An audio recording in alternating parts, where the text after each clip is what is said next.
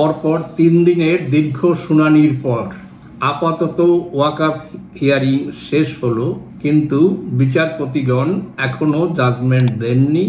তারা তা রিজার্ভ রেখেছেন, অর্থাৎ কিছু সময় পরে, কয়েকদিন পরে তারা এর রায় দেবেন। কারণ যে দীর্ঘ শুনানি এবং প্রচুর কাগজপত্র এর পক্ষে এবং বিপক্ষে সাবমিট করা হয়েছে, তা বিচারপতিগণকে ঠিকভাবে দেখতে এবং বিবেচনা করে সঠিক রায় দিতে ওই কোর্টে বসে সেটা সম্ভব না। কারণ আইনের বহু জটিল বিষয় এইটার মাধ্যমে উত্থাপিত হয়েছে, যা বিবেচনা করতে হবে জাজমেন্টে। কাজেই এই ধরনের জটিল কেস এগুলো কোর্টে সাথে সাথে সিদ্ধান্ত না দিয়ে একটু সময় নেন সমস্ত কিছু দেখে সঠিক রায় দেওয়ার জন্য। আর্গুমেন্টে কি হলো?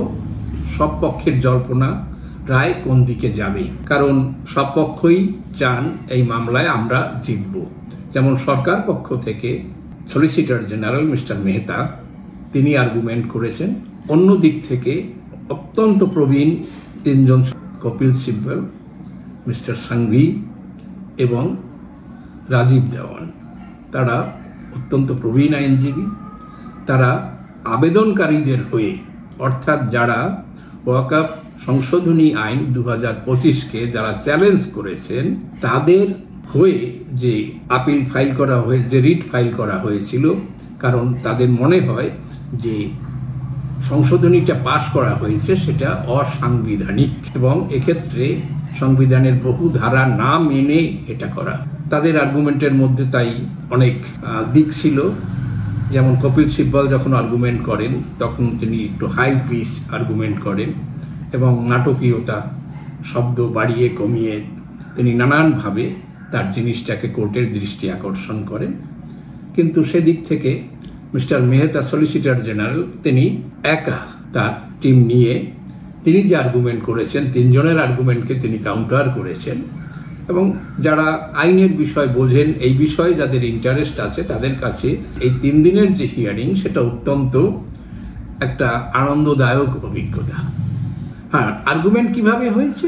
যারা সংশোধন আইনের, অর্থাৎ সরকার যে আইন সংশোধন করেছে 2025-এর, তার বিরুদ্ধে যে উপস্থাপনা করেছেন, তারা বারবার দেখাতে চেয়েছেন যে ওয়াকফ একটা ইসলামী ব্যবস্থা।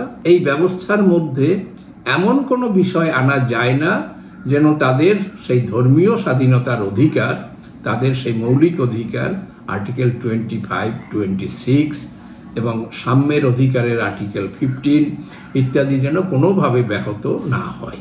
এই দিকটা তারা বারবার তুলে ধরেছেন, বিভিন্ন ধারা উপধারাকে কেন্দ্র করে তুলে ধরেছেন। কিন্তু আমাদের পুরো বিষয়টাকে এখানে পুঙ্খানুপুঙ্খ বিচার করলে ভিডিও অত্যন্ত দীর্ঘ হবে। তা না করে আমরা অতি সংক্ষেপে জিনিসটাকে তুলে ধরবো যেন সাধারণ মানুষে বুঝতে পারে। আমরা এর আগে একাধিক ভিডিওতে এই বিষয়টাকে তুলেছিলাম যে ওয়াকফ বিষয়টা কি। এটা একটি ইসলাম ধর্মীয় ব্যবস্থা, যার মধ্যে যে কোনো একজন ব্যক্তি চাইলে তার নিজের সম্পত্তি তিনি তার পরিবারের হিতাকাঙ্ক্ষায় অথবা সমাজের হিতাকাঙ্ক্ষার জন্য, সমাজের ভালোর জন্য তিনি দান করতে পারেন এবং সেই সম্পত্তিটিকে অক্ষুণ্ণ রেখে তার থেকে যে লাভ হবে, যে প্রফিট হবে, যে গেইন হবে, সেই গেইনটা ভালো কাজের জন্য ব্যয় করা হবে। এটা যেমন ইসলামের 5টি পিলার, অর্থাৎ 5টি গুরুত্বপূর্ণ দিক রয়েছে, কলেমা, নামাজ, রোজা, হজ, জাকাত। এটি যেমন প্রত্যেক মুসলমানের অবশ্য কর্তব্য, ওয়াকফ কিন্তু তা নয়।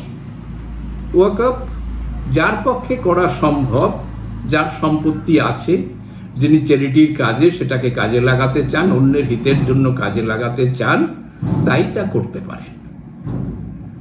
এ নিয়ে কোরআনে তেমন সুস্পষ্ট বা হাদিসে কোনো সুস্পষ্ট নেই, কোনো বিষয়, কোনো নির্দেশ নেই। অর্থাৎ এটা একটি অত্যাবশ্যকীয় ইসলামী ব্যবস্থা বলে গণ্য করা যায় না বা প্রয়োজন নেই। এখন এই চ্যারিটির বিষয়টি সারা পৃথিবী জুড়ে আছে, সমস্ত সম্প্রদায়ের মানুষের মধ্যে আছে, প্রত্যেকেই অন্যের ভালোর জন্য কিছু করতে চান। ইসলামে যেমন অবশ্য কর্তব্য হিসাবে জাকাত দেওয়া, ইনকামের একটা অংশ সম্পত্তির একটা অংশ সেটা যারা গরিব দুঃখী মিসকিন তাদের কাজের জন্য ব্যয় করা, দেওয়া, দান করা, এটা সে বিধান রয়েছে। তো এখানে বিধানটি একটু অন্য রকমের। একে যেমন ট্রাস্ট আইন অনুসারে যাকে ট্রাস্ট বলা হয়, এন্ডাউমেন্ট বলা হয়, সেই সবের সাথে অনেকটা মিল আছে এর সাথে, কিন্তু পুরোপুরি মিল নেই। বিষয়টা হচ্ছে মুসলমান কর্তৃক মুসলমানের হিতের জন্য, এবং হিতটা কি হবে, যেটা তাদের ধর্মশাস্ত্র অনুমোদিত এমন কাজের জন্য সেই সম্পত্তির ইনকাম বা গেইন সেটা ব্যয় করা যাবে। কিন্তু পরবর্তী সময় এর উপরে আইন করা হয়েছিল, কারণ এক সময় এই ওয়াকফ বিষয়টাকে মিসইউজ করার জন্য ব্রিটিশ যুগেও বেশ মামলা মোকদ্দমা হয়েছে, এবং একটি মামলায় ব্রিটিশ প্রিভি কাউন্সিল সেই সময়ের তারা একেবারে পরিষ্কার রায় দিল যে অত্যন্ত একটা খারাপ ব্যবস্থা এই ওয়াকফ ব্যবস্থাটা থাকতে পারে না, এটাকে একেবারে বন্ধ করে দেওয়া এরকম একটা রায় 19 শতাব্দীর শেষ দশকে দেওয়া হলো। কিন্তু ব্রিটিশরা পরবর্তীকালে এসে 20 শতাব্দীর শুরুতে তারা একটা ওয়াকফ আইনটাকে, আবার তার ওয়াকফ ব্যবস্থাটাকে, আইন নয় এটাকে ব্যবস্থা, সেই ব্যবস্থাটাকে ফিরিয়ে আনলো। সেখানে ওই কথাটাই রাখা হলো যে মুসলমান কর্তৃক মুসলমানের ধর্মীয় হিতের কারণে তারা এইভাবে সম্পত্তিকে দিতে পারবে, দান করতে পারে, এবং সেই দান নিজেকেও করতে পারে, সেই উৎসর্গ করাটা নিজের নামেও হতে পারে, অন্য কারোর নামেও হতে পারে। যার নামে করা হলো, যে দেখাশোনা করবে, কাজটি করবে, তাকে মুতোয়ালি বলা হয় এই বিধানে। এখন কিন্তু ধীরে ধীরে দেখা যাচ্ছে কি, যে এই দান করা সম্পত্তিগুলো তারা বিভিন্নভাবে আবার মিসইউজ হতে শুরু করলো। এভাবে ব্রিটিশ পিরিয়ডেও একাধিকবার এই আইনের রদবদল হয়েছে, বিভিন্ন রাজ্যে হয়েছে। দেশ স্বাধীন হওয়ার পরেও একটা আইন তৈরি করে খানিকটা সংশোধিত করা হয়েছে, কিছু ব্যবস্থা বিধিবদ্ধ করা হয়েছে, এবং তাকে শেষ দিকে 1995 সালে আর একবার সংশোধন করে নতুন করে আইন তৈরি করা হলো। সেখানেও মোটামুটি ব্যবস্থা ওই একই ছিল, যে মুসলমানরাই এই সম্পত্তি দান করবে এবং মুসলমানের হিতের কারণে। কিন্তু যখন কংগ্রেসের জনসমর্থন ধীরে ধীরে বিভিন্ন পর্বে কমে আসছিল, তখন তারা নিজস্ব ভোটের কথা ভেবে, ভোট ব্যাংকের কথা ভেবে তারা কিছু ব্যবস্থা করেছে, যে মুসলমানদের অন্তত ভোট যাতে পাওয়া যায়, তাদের সমর্থন পাওয়া যায়। সেরকমভাবে 2013 সালে তারা ওয়াকফ আইনের সংশোধন করে আবার কিছু বিষয় নিয়ে এলো, যেখানে শুধু মুসলমানরাই সম্পত্তি দান করবেন তা না করে তাদেরকে হিন্দুরা, অন্য ধর্মের যে কোনো লোকে করতে পারবে, এরকম একটা ব্যবস্থা করা হলো। এবং শুধু দান না, অর্থাৎ এক্সপ্রেস ওয়েতে যে আমি আমার সম্পত্তি দান করে দিলাম, এর জায়গায় আবার নতুন করে ব্যবহার হলো কি, যে না, যে সম্পত্তি দীর্ঘদিন ধরে ব্যবহার হয়ে এসছে, ওয়াকফ বাই ইউজার এই শব্দটা ব্যবহার করা হচ্ছে ধর্মীয় কাজে। যেমন কোথাও একটা জায়গায়, খোলা জায়গায় নামাজ পড়া হচ্ছিল, বছরের পর বছর ঈদের নামাজ পড়া হচ্ছে, বা কোথাও একটা কবরখানা, সেখানে মুসলমানরা তাদের মৃতদেহ কবর দিচ্ছে, এরকম বিভিন্ন জায়গা, তাকেও বলা হলো ওয়াকফ বা ইউজার। কেউ দেয়নি বা কে দিয়েছিল কেউ আজকে জানা যায় না, কিন্তু ওটাও ওয়াকফ সম্পত্তি বলে গণ্য হবে। এবং এরা এই বিষয়ে কোনো ডিসপিউট, এটা সংশোধন করার জন্য একটা ট্রাইব্যুনাল গঠন করে দিল, যে ট্রাইব্যুনালকে বলা হয়েছে তারা সর্বোচ্চ ক্ষমতার অধিকারী, তারা যে রায় দেবে সেই রায়টাই ফাইনাল হবে, এবং সেই যে ট্রাইব্যুনাল, তার যে সদস্য, তারা সবাই হবেন মুসলমান। এইভাবে একটা ব্যবস্থা এমনভাবে এসে গেল এক সময়, যে পুরো সমস্ত লোকেরা মিলে যে কোনো সম্পত্তিকে টার্গেট করলো, যে হ্যাঁ, এটা ওয়াকফ সম্পত্তি। শুধু ব্যক্তিগত বা প্রাইভেট সম্পত্তি না, বিভিন্ন সরকারি সম্পত্তি, তাকেও দাবি করে বসলো যে এটাও ওয়াকফ সম্পত্তি। সেটা কিভাবে হলো, যে শুরুতে একটা নোটিশ দেওয়া হলো, হয়তো নোটিশটাকে কেউ গুরুত্ব দিল না, বা নোটিশ তাদের হাতে পৌঁছালো না, তারা একটা অর্ডার পাস করে দিল যে না, এখানে এটা ওয়াকফ সম্পত্তি, নোটিশ দেওয়া হয়েছিল, কেউ রেসপন্স করেনি, কাজেই তাদের কিছু বলার নেই, এটা ওয়াকফ সম্পত্তি বলে গণ্য হলো। এবং যখন কোনো কারণে ধরা পড়বে যে ওয়াকফ একটা সাইনবোর্ড লাগাতে এসেছে, তারা সেটাকে বিক্রি করার জন্য চেষ্টা করছে, অন্য কাজে লাগানোর চেষ্টা করছে, তখন দেখা গেল যে হই হই পড়ে গেল, যে না, এটা ওয়াকফ সম্পত্তি হয়ে গেছে, আপনাদের নাই। যেটা তামিলনাড়ুতে একটা গ্রাম প্রায় 1500 বছর আগের থেকে, যেখানে একটা মন্দির তৈরি হয়েছে, হঠাৎ সেখানে লোকের একজন লোক জায়গা বিক্রি করতে গিয়ে দেখছে যে না, তুমি তো বিক্রি করতে পারবে না, ওটা তো ওয়াকফ সম্পত্তি। কেরালাতে তাই হয়েছে, শুধু হিন্দুদের না, খ্রিস্টানদের সম্পত্তি তাই হয়েছে, কোথাও সরকারি সম্পত্তি তাই হয়ে গেছে। যেমন শোনা যায় এখন কলকাতাতে দাবি করে যে হাইকোর্ট, রাইটার্স বিল্ডিং, গড়ের মাঠ, কলকাতা এয়ারপোর্ট, এ সমস্ত কিছুই ওয়াকফ সম্পত্তি। কে দিয়েছে, কাকে দিয়েছে, এসবের কোনো ব্যাপার নেই। এইভাবে একটা সহজ কায়দায় এর একটা নোটিশ করে নিয়ে ওইভাবে ওয়াকফ সম্পত্তিতে ডিক্লেয়ার করা হয়েছে। এবং ডিক্লারেশনের যে সিদ্ধান্ত সে কে দেবে, সে ট্রাইব্যুনাল দেবে।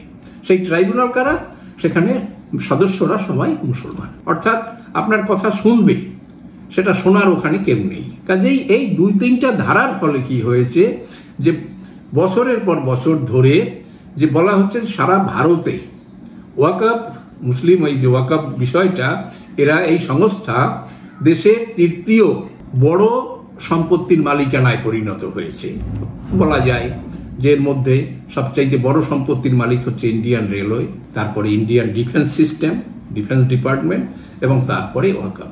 তাদের সম্পত্তির পরিমাণ বলা হচ্ছে 8 লক্ষ একরের বেশি। কিন্তু সেই সম্পত্তিকে যেটা দেখা গেছে যে তাকে ঠিকঠাক মতো কাজে লাগানো হচ্ছে না।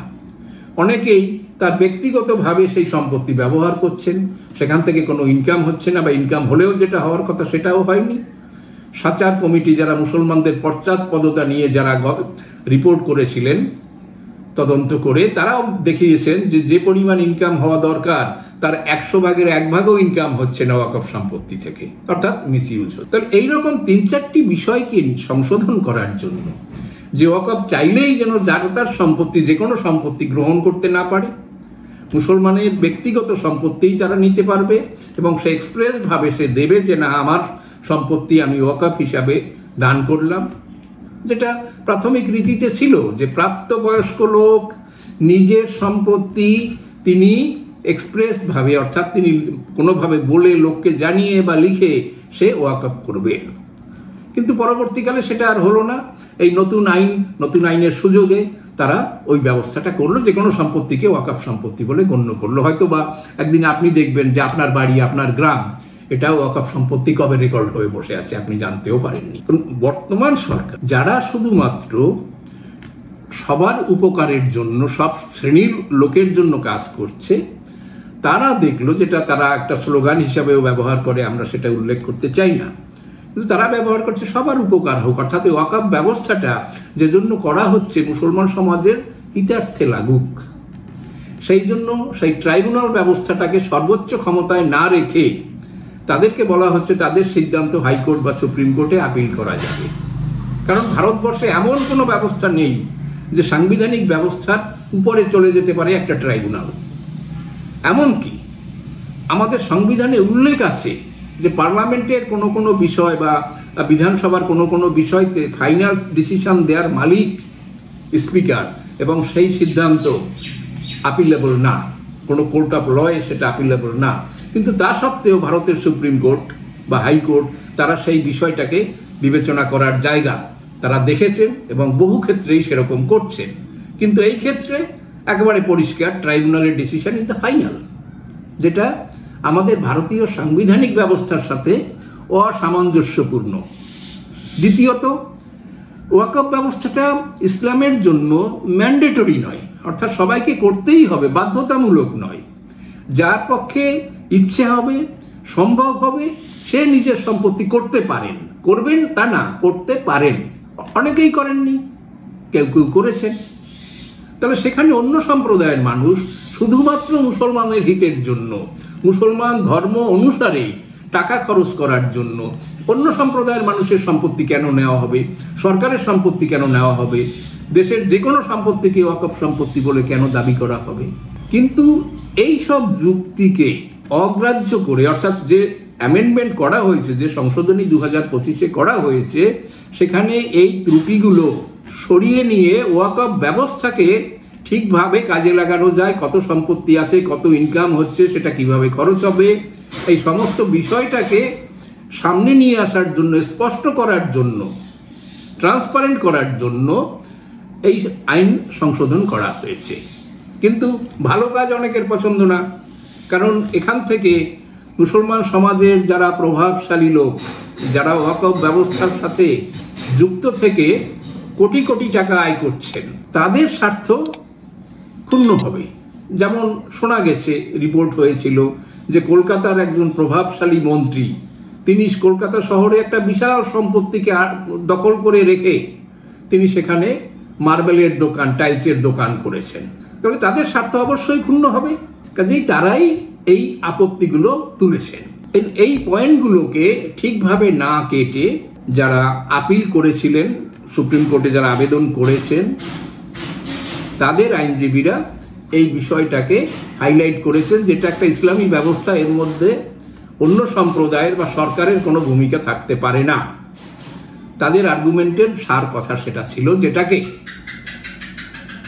সলিসিটর জেনারেল তুষার মেহতা তিনি কিন্তু আর্গুমেন্টের পরে আর্গুমেন্ট দিয়ে দেখিয়েছেন, সেকশনের পরে সেকশন উল্লেখ করে দেখিয়েছেন যে না, যে আর্গুমেন্টগুলো, যে সংশোধনগুলো করা হয়েছে তার মধ্যে কোনো রকম ধর্মীয় ব্যবস্থায় হস্তক্ষেপ করা হয়নি।